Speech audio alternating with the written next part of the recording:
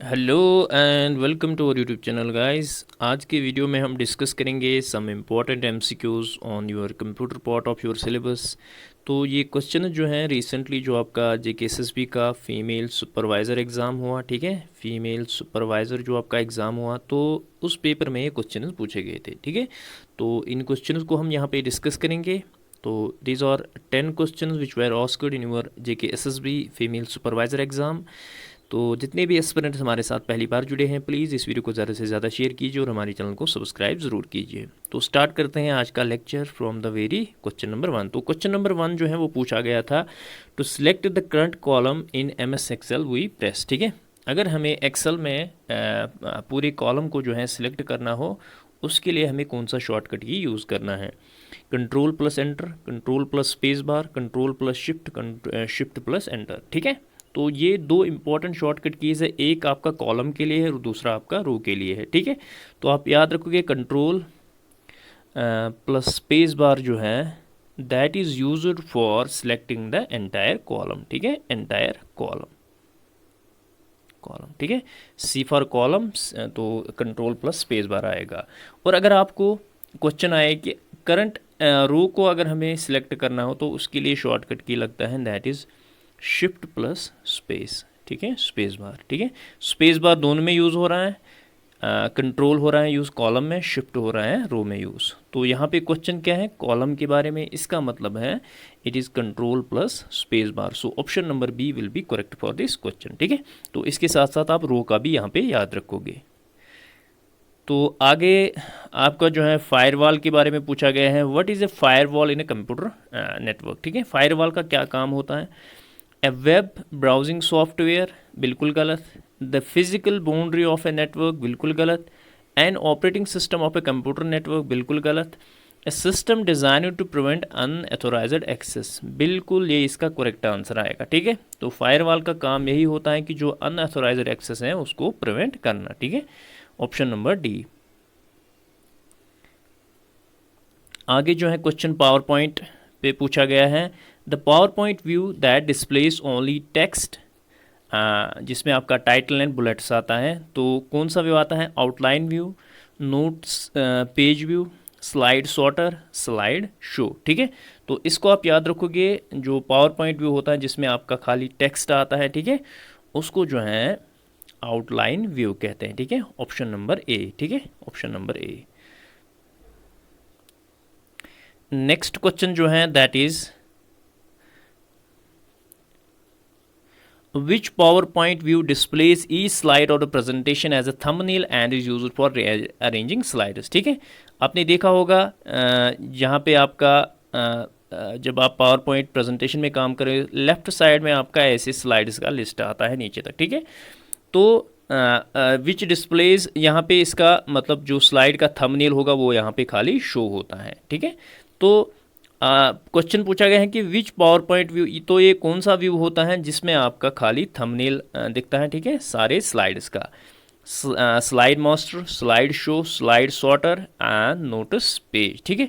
तो ये व्यू जो है आपका स्लाइड सॉर्टर में आता है, ठीक है। जब आप स्लाइड को सॉर्ट करते हो, जब आपको फॉर एग्जाम्पल स्लाइड्स ऊपर नीचे करनी हो, उनको रीअरेंज करना हो, तो उसके लिए आपका स्लाइड सॉर्टर व्यू लगता है, ठीक है, जिसमें आपका खाली थंबनेल लगता है। थंबनेल क्या होता है, थंबनेल जो आपका टेक्स्ट का स्टार्टिंग होता है, ठीक है।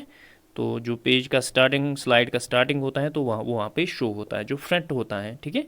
तो that is slide sorter, option number C.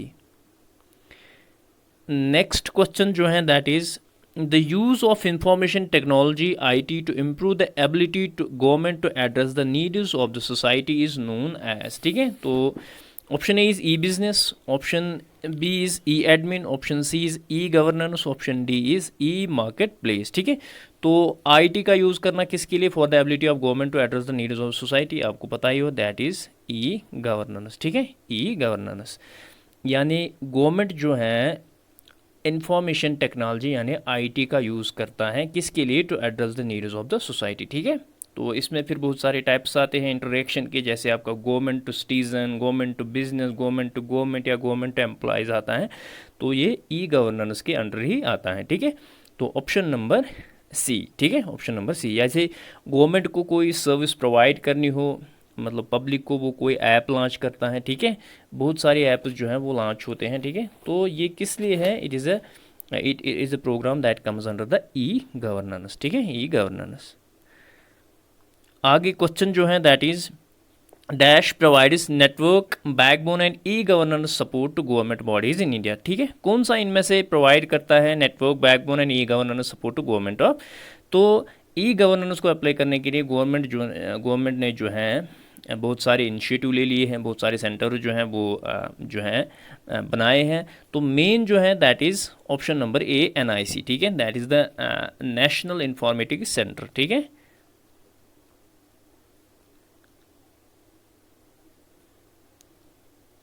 Nineteen 77 में इसको जो है इस्टेब्लिश किया गया था, ठीक है, इस्टेब्लिश किया गया था। तो इसका मेन काम यही है, ठीक है, ये प्रोवाइड करता है ई गवर्नेंस सपोर्ट किसको, गवर्नमेंट को, ठीक है, e governance support to the government. So it is the NIC, option number A. तो इसके अलावा आपने क्या कहते हैं नेशनल ई गवर्नेंस प्लान के बारे में भी सुना होगा या डिजिटल इंडिया के बारे में भी सुना होगा। तो those programs are also we can say the e governance support programs, ठीक है। लेकिन जो मेन स्टार्टिंग में जो प्रोग्राम जो है जो स्टार्ट किया गया था by the government of India that was NIC, ठीक है, 1977 में जो है इसको एस्टैब्लिश किया गया था। आगे क्वेश्चन जो है that is what is an anti spyware software. Anti spyware software है क्या। Option E checks files before they are loaded on the computer. Option B makes the file is non readable, ये भी गलत है, ये भी गलत है। मैनेजेस डेटा ट्रैफिक, ये भी गलत है। Option D it detects and removes programs install illegally on a users computer. बिल्कुल ये इसका काम होता है किसका, एंटी स्पाईवेयर सॉफ्टवेयर का, ठीक है। तो स्पाईवेयर जो है एक मालवेयर है, ठीक है, एंटी होता है उसका अपोजिट, ठीक है, जो उस पर काम करता है। तो एंटी स्पाईवेयर सॉफ्टवेयर का काम होता है it detects and removes programs install illegally on a user computer system, option number D. Next question जो है that is in MS Excel comments put in cells are called, ठीक है। Option A smart tip, option B soft tip, option C web tip, option D is cell tip. तो जो comments हम cell में put करते हैं उसको जो है सेल टिप बोलते हैं, ठीक है, सेल टिप, ये आप याद रखोगे, ठीक है। तो in MS Excel comments put in cells are called cell tip, option number D. Next question जो है वो पूछा गया है that is which of the following is an absolute cell reference. इनमें से कौन सा एब्सोल्यूट सेल रेफरेंस है, ठीक है। तो एक्चुअली एब्सोल्यूट सेल रेफरेंस होता क्या है, एब्सोल्यूट सेल रेफरेंस होता है एक्चुअली ये जो है सेल को लॉक करता है और सो दैट जो रोज एंड कॉलम्स हैं वो चेंज ना हो जाए जब वो कॉपी किए जाएं, ठीक है, उसको एब्सोल्यूट सेल रेफरेंस कहते हैं, ठीक है। तो एब्सोल्यूट सेल रेफरेंस जो है वो हमेशा $साइन से स्टार्ट होता है, किससे, $साइन से। आपने देखा होगा जब भी आप एक्सेल में कोई फार्मूला एंटर करते हो आप किससे, तो इक्वालिटी साइन से आप वो फार्मूला स्टार्ट करते हो, ठीक है। और उसके बाद लाइक दैट इसी तरह अगर आपको एब्सोल्यूट सेल रेफरेंस स्टार्ट करना हो, ठीक है, किसी सेल को जो है लॉक करना हो उसके लिए आपको $साइन पहले, तो इनमें से आप देखोगे $साइन जो है ऑप्शन नंबर खाली ऑप्शन नंबर बी में स्टार्टिंग में, ठीक है। इसका मतलब है ए जो है दैट इज़ यूर रो 1 जो है that is your first column, ठीक है। तो पहला कॉलम जो है पहली सेल जो है फर्स्ट कॉलम की फर्स्ट रो की, तो उसको जो है लॉक किया गया है यहाँ पे, ठीक है, with this reference. So it is the option number B. तो these were the 10 important question जो आपके सुपरवाइज़र एग्ज़ाम में पूछे गए थे। तो थोड़ी बहुत लेवल इसकी मतलब इजी टू मॉडरेट थी, ठीक है। तो इस टाइप के क्वेश्चंस आप भी एक्सपेक्ट कर सकते हो कि आने वाले एग्जाम्स में इस टाइप के क्वेश्चंस भी आ सकते हैं। तो this was all about this session. I hope आपको हमारा कंटेंट पसंद आ रहा होगा। तो मिलते हैं नेक्स्ट वीडियो में। Till then take care, bye bye.